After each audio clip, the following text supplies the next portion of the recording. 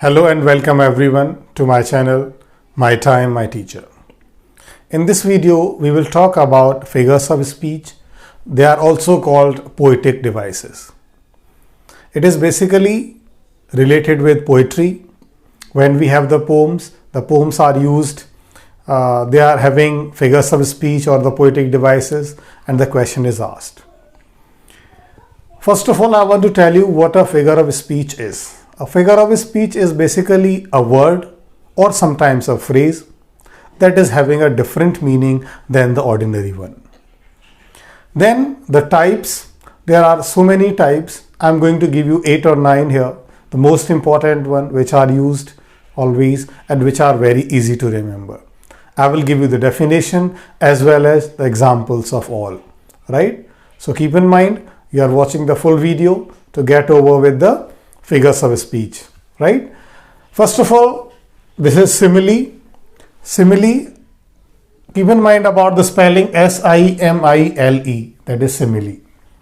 Simile is when we have a comparison between two objects, two people, and we are using any one word out of these three, as, like, or so. If any one word, as, like, or so, anyone out of these three is used in the line, then you can call it as a simile. That is very easy to identify. Don't go for anything. Simply look, if you find anywhere written as, like, or so, it is simile. Examples I am giving, like he is as strong as Rohan. The comparison is made between he and Rohan, the two people, and we have used word as. Second one, he is like a brother. He and brother, comparison is made between two and we are using the word like. So that's why we call it, this is a simile here in these lines. Got it? Now come to the second one. The second one is metaphor. Metaphor is also a comparison between two objects, two people, but this is a comparison without using any one word out of that three.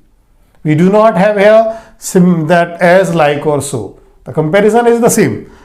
You can see the example, he is a fish out of water. He is compared here with fish, but we have not used as, like, or so here.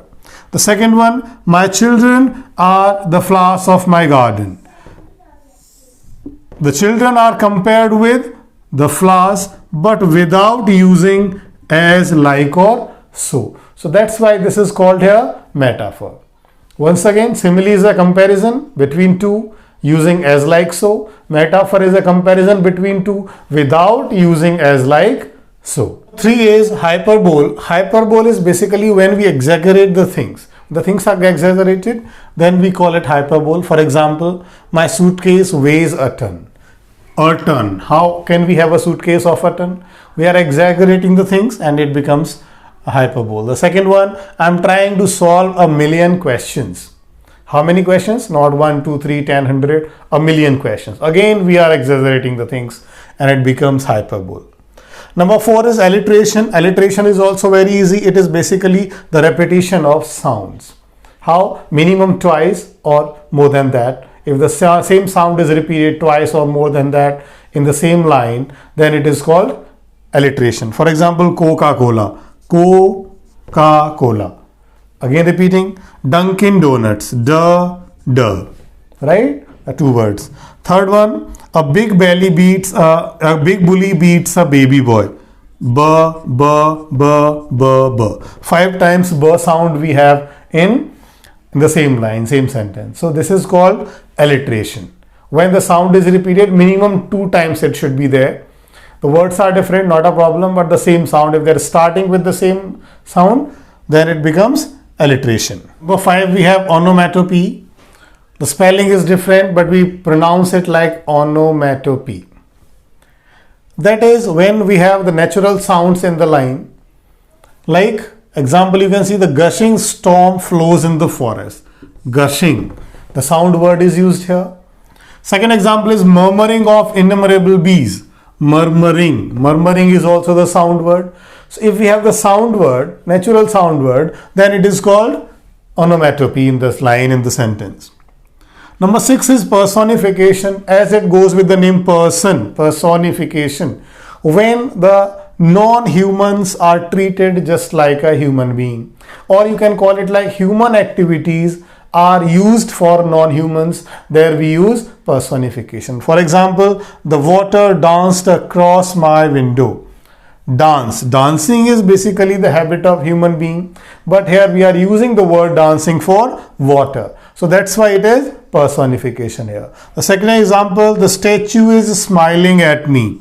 Smiling is the habit of human beings, but we are using it for the statue. Statue is smiling at me, so that's why this is called personification here. It can be any of the habit: crying, smiling, walking, speaking, shouting, doubting, whatever it is. The human habits, if they are used for any non-human being, then it is personification. Number 7, we have apostrophe. Apostrophe is basically exclamation. Whenever you have exclamation mark there in the line, it is apostrophe. Very easy identification. For example, oh stranger of the future, mark of exclamation. So it is very easy to identify that here we have apostrophe. Number 8 is irony. Irony is very important one and very interesting also, because whenever we have contradictory statements, we are feeling something else but saying something else, then it is called irony. For example, telling a rude customer to have a nice day. The customer which came to the shopkeeper, he's a very rude one, but still the shopkeeper is wishing him have a nice day. What rude customer should not be wished for a nice day, but still he is wishing. So when we have the contradictory statement, he is feeling something else and speaking something else. It is called irony. Number 9 is oxymoron. Oxymoron is something when we have two contradictory things together, two opposite things. For example, you can see open secret. Open secret is something to hide, but it is open. Opposite, pretty ugly. Pretty, beautiful. Ugly, not beautiful. But still we are using both the words together, pretty, ugly. So these are when we have the contradictory things together, it is called oxymoron. When we have contradictory statements, then it is called irony. This is the difference between these two. So keep in mind this thing also. So dear students, these were 9 the most important figures of speech. You can call it poetic device also. It usually comes in RTC for 1 mark, right? And hope you will learn something out of it. And if there is any doubt, you can leave a comment or you can send me a mail, right? Thank you very much.